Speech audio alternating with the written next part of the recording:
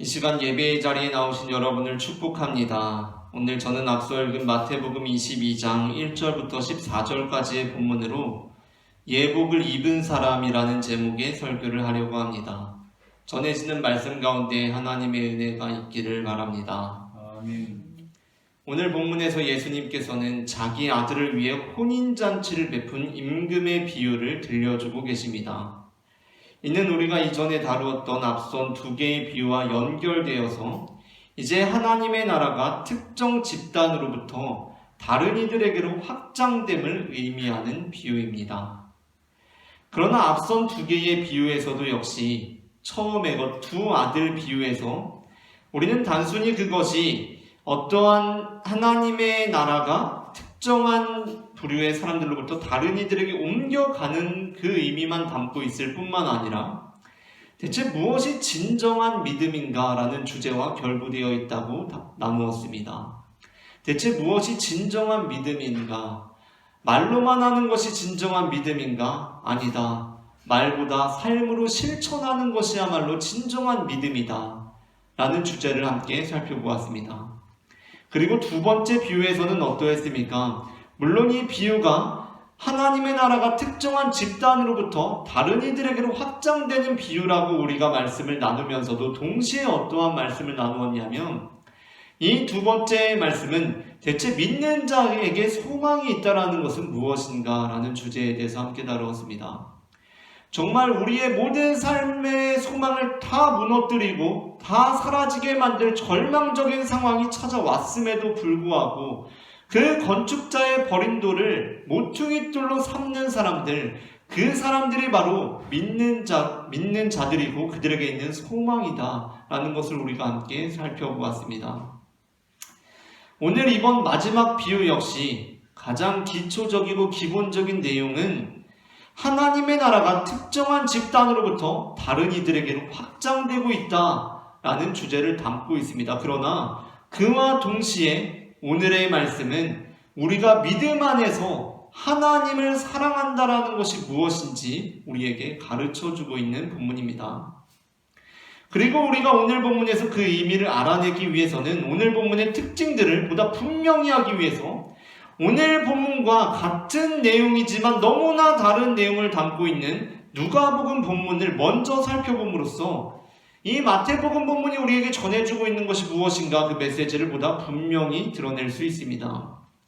오늘 본문은 마태복음과 함께 누가복음에도 나오고 있습니다. 그런데 그 전체적인 분위기는 분명히 이 내용이 같은 출처로부터 나왔다라는 것이 분명하게 우리에게 이제 인식이 되는데 또한 그 내용은 서로 완전히 다르게 기록이 되어 있습니다. 누가복음 14장 15절부터 24절까지의 내용을 함께 보겠습니다. 이 비유에서 이 마태복음과 누가복음 이 두 비유에는 몇 가지 차이점들이 존재하는데 먼저 마태복음에서는 잔치를 베푼 이 사람과 그 이유에 대해서 무엇이라고 말씀하고 있냐면 자기 아들을 위하여 혼인잔치를 베푼 어떤 임금에 관해서 말하는 것이라고 그렇게 말씀하고 있습니다. 그런데 누가복음은 어떻게 말하고 있냐면 그냥 어떤 사람이라고만 기록하고 있습니다. 또한 마태복음에는 초청을 거부한 이들이 보이는 태도가 어떤 것이냐면 그 종들, 초청하러 온 종들을 잡아서 모욕하고 죽여버리는 아주 극악무도한 방식으로 나타나고 있고 또한 이에 대한 임금의 반응이 무엇입니까? 자기가 보낸 종들을 다 죽이니까 이 임금이 보낸 반응 역시 임금이 보인 반응 역시 군대를 보내서 그 살인한 자들을 진멸하고 그 동네를 불사른 것으로 기록되어 있습니다. 굉장히 극악무도하고 처참한 장면들이 기록되어 있는 반면 누가복음에는 어떻게 기록되어 있냐면 초청을 거절한 자들의 거절 방식이 상당히 정중하게 기록되어 있습니다. 내가 이러저러 해야 하니까 좀 양해해달라 이런 식으로 기록이 되어 있습니다. 그리고 그랬기 때문에 이 잔치를 베푼 사람, 거절당한 사람, 초청을 거절당한 이 주인 역시 걔네를 다 막 진멸하고 그 동네를 불사른 것이 아니라 비유의 마지막에 전에 청하였던 그 사람들은 하나도 내 잔치를 맛보지 못하리라라고 한 것 말고는 그 거절한 사람들에게 특별한 반응을 보이지 않고 있습니다. 이러한 세부적인 차이들이 누가복음과 마태복음 두 비유에 차이들이 존재하고 있습니다. 그리고 이 차이들이 이제 의미하는 바들이 있습니다. 그러나 이러한 차이들은 너무나 세부적이고 부차적인 차이로 보일 만큼 아주 중대한 차이가 마태복음과 누가복음의 비유에 있습니다. 그 차이가 무엇이냐면 먼저 누가복음을 보도록 하겠습니다. 누가복음에서는 어떤 사람이 사람들로부터 잔치 초청을 거부당했습니다. 그러니까 어떤 사람이 잔치를 베풀고 사람들을 초청했는데 그 사람들이 그 초청을 거부했습니다. 그러자 그 사람이 어떻게 합니까? 올 사람이 없다는 것을 판단하고 빨리 종들에게 시내와 거리와 골목으로 나가서 가난한 자들과 몸 불편한 자들과 맹인들과 전행자들을 데려오라고 합니다. 그러니까 이 어떤 사람이 종들을 보내서 사람들을 초청해라 했는데 그 초청이 거부당하니까 너네가 빨리 지금 올 사람이 없으니까 빨리 나가서 가난한 자들, 몸 불편한 자들, 맹인들, 전행자들을 데려오라고 합니다. 누가복음입니다. 21절에 종이 돌아와 주인에게 그대로 고하니 이에 집주인이 노하여 그 종에게 이르되 빨리 시내와 거리와 골목으로 나가서 가난한 자들과 몸 불편한 자들과 맹인들과 전행자들을 데려오라 하니라. 아멘. 그래서 이제 데려왔습니다. 그런데 또 어떤 일이 발생합니까? 이 누가복음에서 그 사람들을 다 데려왔는데 여전히 자리가 남아있습니다. 여전히 잔치 자리가 남아있습니다. 다 차질 않았습니다. 그러니까 주인이 다시 길과 산 울타리로 가서 외진 데까지 다 나가서 사람을 강권하여 데려다가 내 집을 채우라고 합니다. 종이 이르되 주인이여 명하신 대로 하였으되 아직도 자리가 있나이다. 주인이 종에게 이르되 길과 산 울타리가로 나가서 사람을 강권하여 데려다가 내 집을 채우라. 아멘. 그런데 오늘 마태복음 본문을 우리가 함께 한번 살펴봅시다. 오늘 마태복음은 어떻습니까? 그와는 정반대로 내용이 펼쳐지고 있습니다. 어떤 임금이 자기 아들을 위하여 베푼 혼인잔치에 초청한 사람들이 그 초청을 다 거부하였습니다. 이제 올 사람이 없습니다. 그러자 왕이 행한 일이 무엇입니까? 종들에게 내거리 길에 가서 사람을 만나는 대로 혼인잔치에 청하여 오라는 것이었습니다. 그리고 이에 따라 종들은 길에 나가서 악한 자나 선한 자나 만나는 대로 모두 데려옵니다.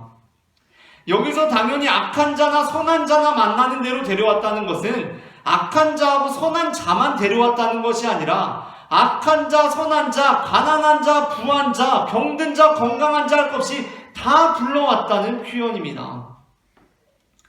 여기서 누가복음과 아주 큰 차이가 있습니다. 누가복음은 먼저 가난한 자들과 몸 불편한 자들과 맹인들과 전행자들이 잔치에 먼저 초청되었다고 기록하고 있습니다. 이는 누가복음이 구원에 대하여 가난한 자들, 몸 불편한 자들, 맹인들, 전행자들에 대해서 특별한 관심이 있었기 때문에 그 우선권을 분명히 제시하고 있는 것입니다. 물론 여기서도 우리가 늘 기억해야 할 것은 가난한 자들이나 몸 불편한 자들, 맹인들, 전행자들에 대한 절대적인 특권이 아니라 우선권을 말하고 있습니다. 그러나 불가피하게 적어도 우선권에 있어서는 배제되는 사람들이 발생하게 됩니다. 그러니까 누가복음에 따르면 이 우선권에서 배제되는 사람들이 있는 것입니다. 가난한 자들이 먼저 초청을 받았습니다. 그렇다면 부자들은 먼저 초청해서 배제된 사람들이 되는 것입니다. 맹인들이 먼저 초청의 대상이 되었다면 눈뜬 자들은 그 대상들이 아닙니다. 몸 불편한 자들, 전행자들이 먼저 초청의 대상 우선권을 가지고 있기 때문에 몸 건강한 자들은 그 우선권을 가질 수가 없는 것입니다. 하지만 마태복음은 아닙니다. 악한 자나 선한 자나 다 초청을 받습니다. 먼저 다 초청받습니다. 모든 사람들이 다 초청을 받습니다. 그런데 여기서 끝이 아닙니다. 다시 한번 마태복음은 누가복음과 정반대의 방식으로 내용이 전개가 되는데 그것은 바로 누가복음과는 달리 마태복음에서는 이렇게 만나는 대로 사람들을 다 데려오니까 어떤 현상이 발생합니까? 오히려 만나는 대로 사람들을 다 데려오니까 잔치자리가 이제 꽉 차게 되었다 라고 말씀하고 있습니다. 이 구절에서부터 심상치 않음이 감지되고 있습니다. 누가복음과는 달리 자리가 빈 것이 아니라 꽉 차게 되었습니다.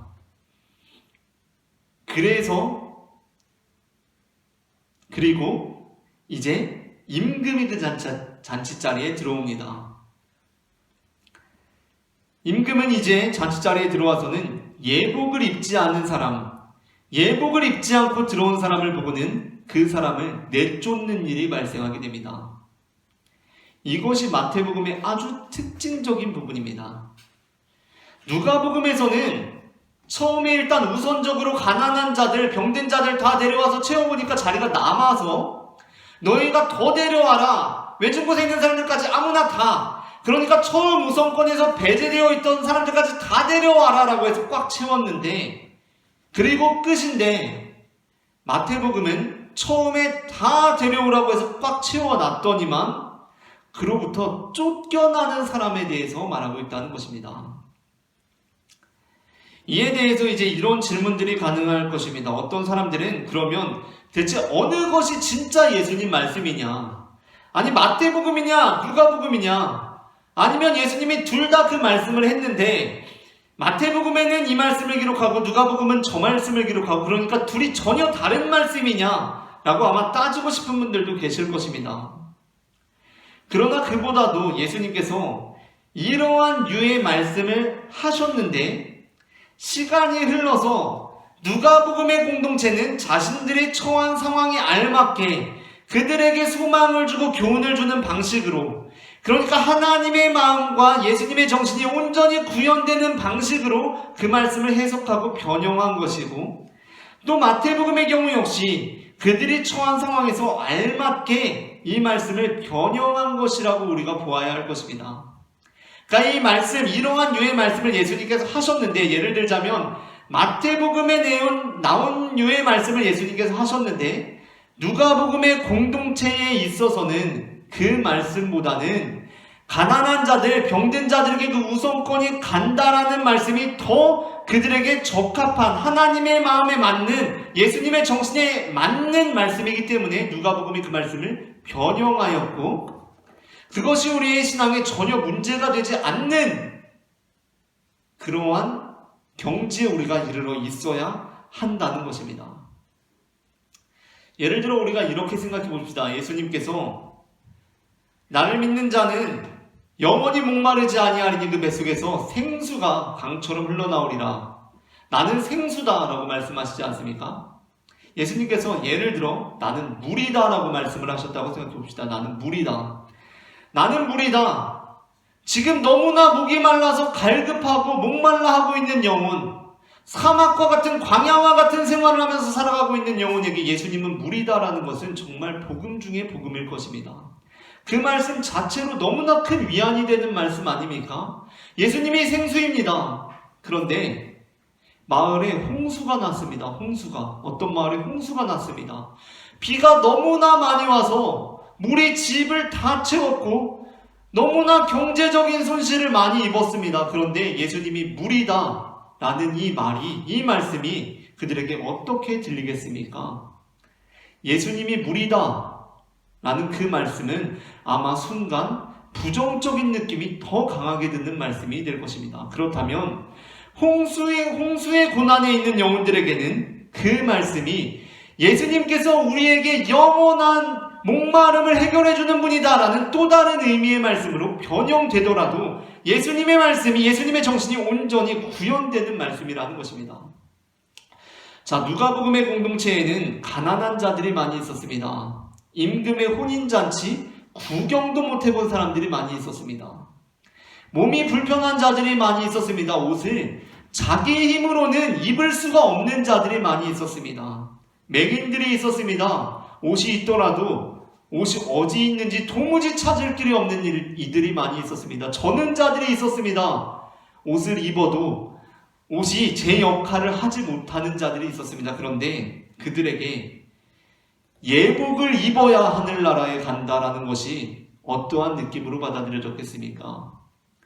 반드시 옷을 입어야 된다, 옷. 이것이 그들에게는 오히려 더 불편한 복음이 되었을 것이라는 것입니다. 제가 언젠가 TV를 보다 보니까 가수 B도 자기가 활동할 때, 컴백할 때 장마철에는 컴백을 안 했다고 합니다. 왜 그러냐면 행사 갔을 때 비가 왔습니다 라고 하면 사람들이 썩 좋아하지 않았기 때문이라고 합니다.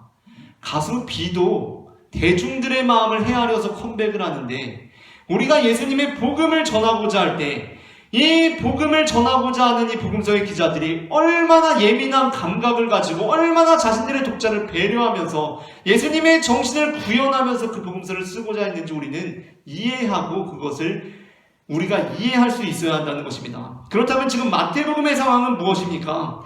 마태복음의 공동체는 특별히 유대인 그리스도인들이 중심인 상황에서 유대인 그리스도인, 그러니까 유대인으로 구성된 그 민족들이 중심인 공동체인 상황에서 그럼에도 불구하고 이방인 그리스도인들에게 개방적인 공동체였습니다.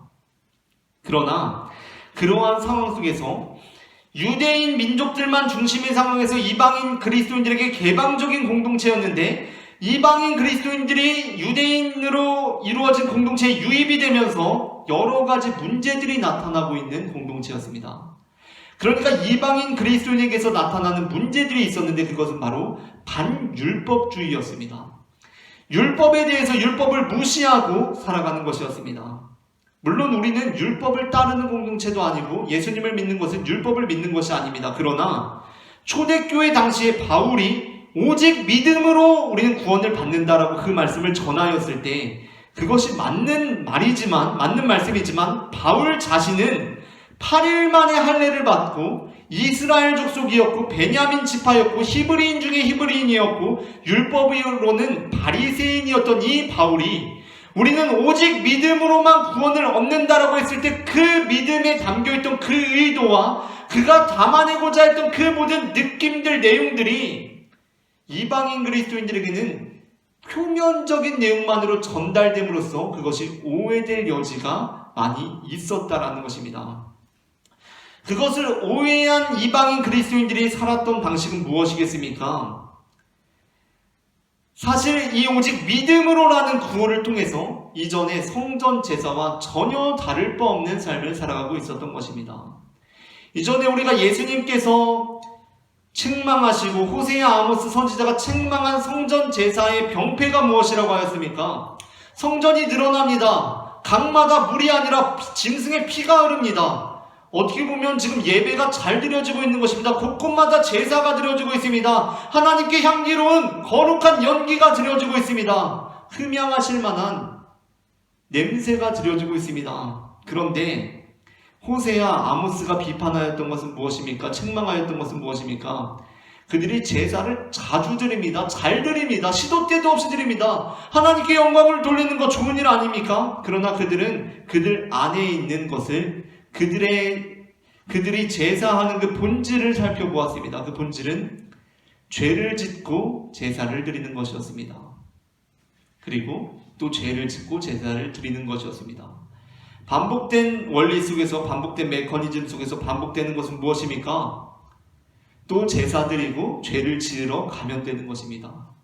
그것을 바로 호세아와 아모스 그리고 예수님께서는 그 성전 제사를 책망하셨습니다. 그런데 바울의 이 오직 믿음으로라는 이 귀한 이 복음, 이 구호를 오해한 자들이 살아가는 방식이 있었습니다. 그것은 무엇입니까?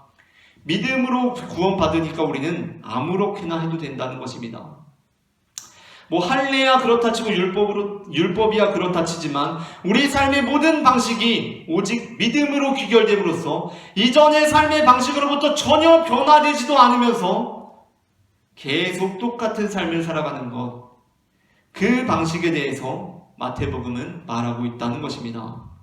바로 이러한 상황 속에서 마태복음은 이 비유를 통해서 우리가 하나님을 믿고 하나님을 사랑한다는 것이 어떠한 것인지를 분명히 밝혀주고 있다는 것입니다.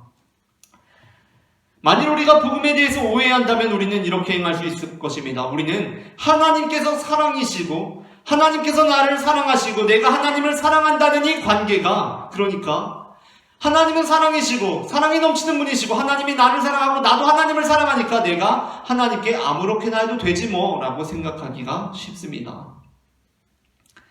그러나 그렇지가 않다는 것입니다. 마태복음은 그것에 대해서 분명히 그것이 아니라고 말씀하고 있습니다. 사도 바울은 사랑에 대해서 이렇게 말씀합니다. 여기서 말씀하시는 이 사랑은 요한서신에서 말하는 하나님께서 우리를 사랑하시는 그 사랑이 아니라 우리가 하나님을 사랑하는 그 사랑, 우리가 하나님에 대하여 가져야 할 사랑을 말씀하고 있습니다. 고린도전서 13장 1절부터 7절입니다.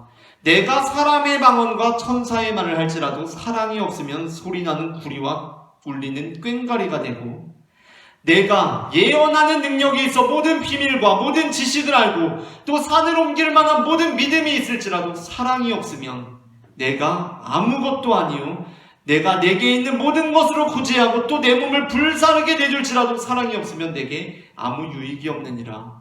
사랑은 오래 참고 사랑은 온유하며 시기하지 아니하며 사랑은 자랑하지 아니하며 교만하지 아니하며 무례행하지 아니하며 자기의 유익을 구하지 아니하며 성내지 아니하며 악한 것을 생각하지 아니하며 불의를 기뻐하지 아니하며 진리와 함께 기뻐하고 모든 것을 참으며 모든 것을 믿으며 모든 것을 바라며 모든 것을 견디느니라. 아멘.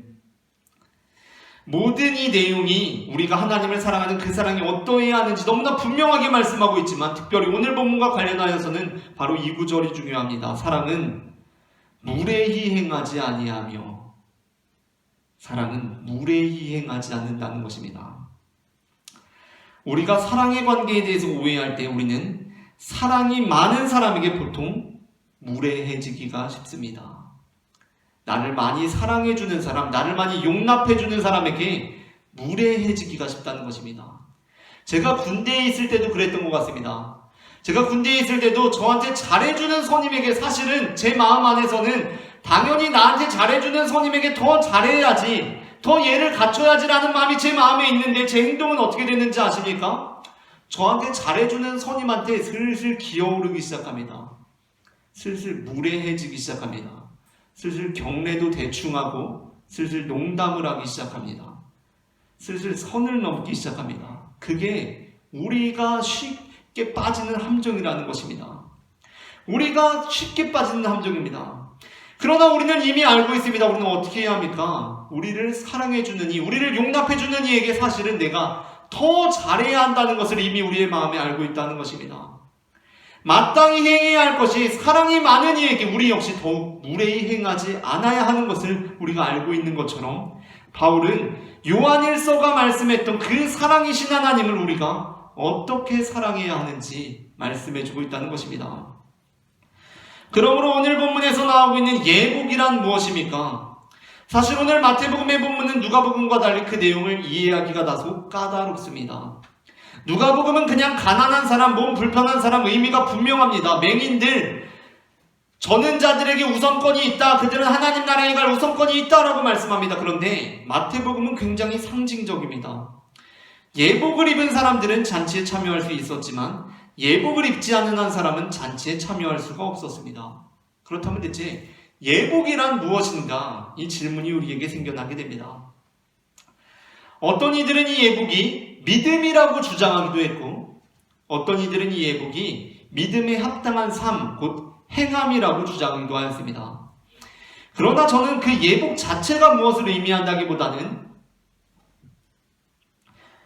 이 사람이 예복을 입지 않은 이 사람이 왜 이 예복을 입지 않았을까에 집중해 봄으로써 우리가 어떻게 하나님을 사랑해야 하는지 그 의미를 알아보려고 합니다.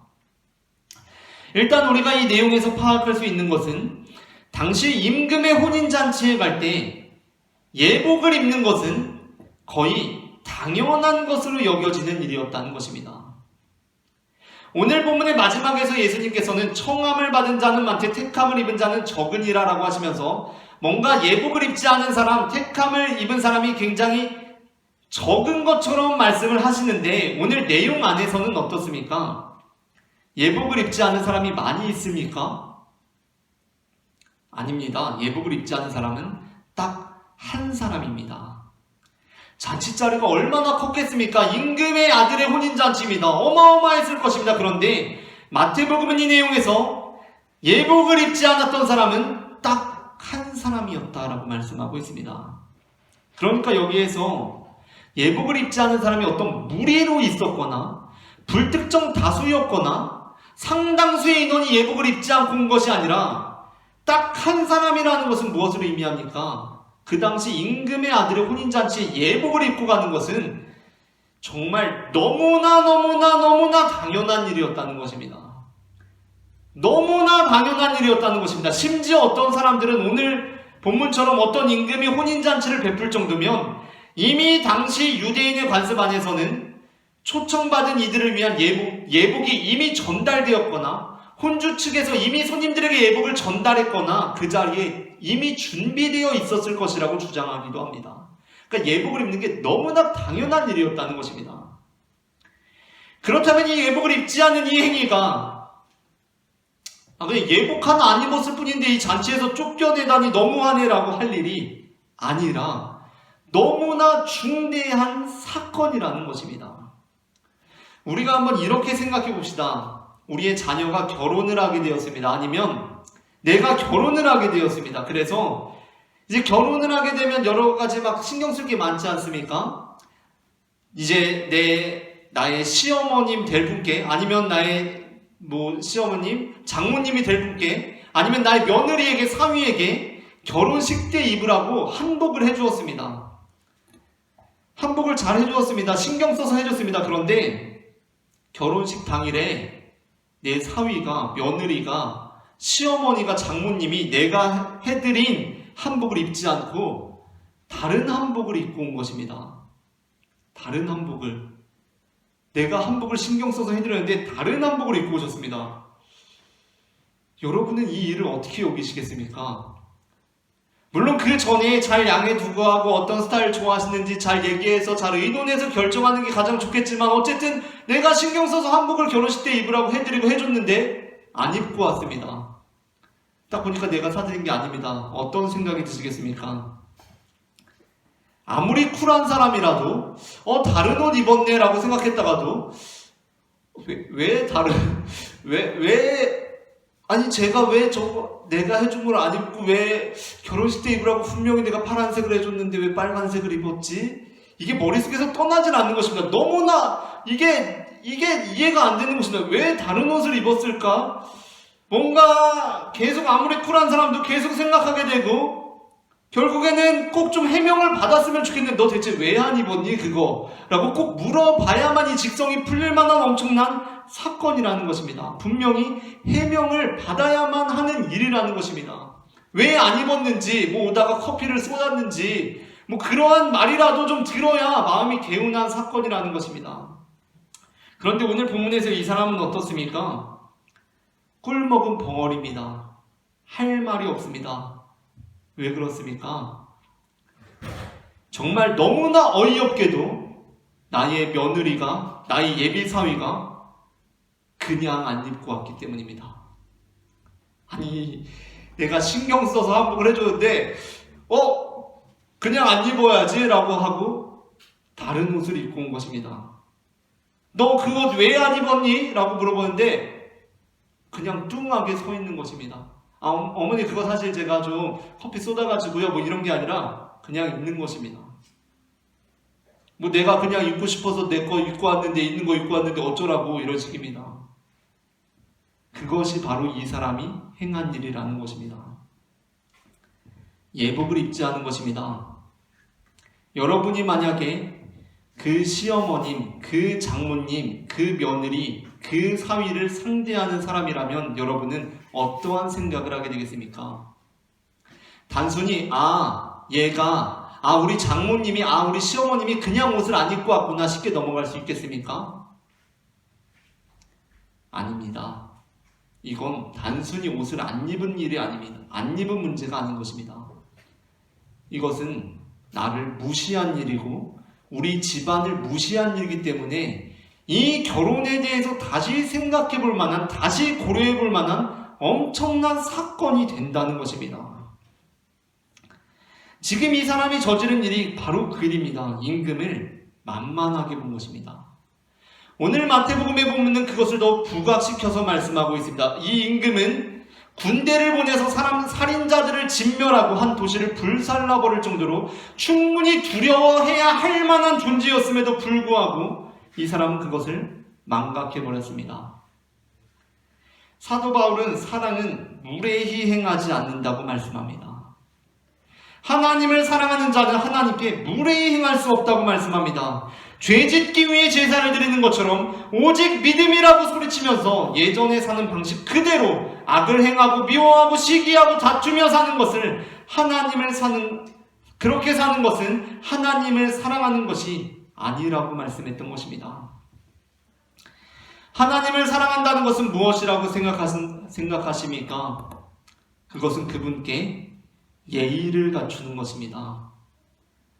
하나님을 만난 사람들로부터 공통적으로 나오는 고백은 그분이 사랑이라는 것을 깨닫게 됨과 동시에, 그러니까 그분께서 나를 용서해 주셨다는 것을 알게 됨과 동시에, 정말 하나님이 사랑이시구나, 나를 용서해 주시구나, 너무 좋다, 막 그분을 껴안고 막 기뻐하고 웃고 행복해하고 이런 것이 아니라, 그 사랑을 경험했음에도 불구하고, 그 용서를 경험했음에도 불구하고 그 사랑에 압도당하는 느낌이 든다는 것입니다.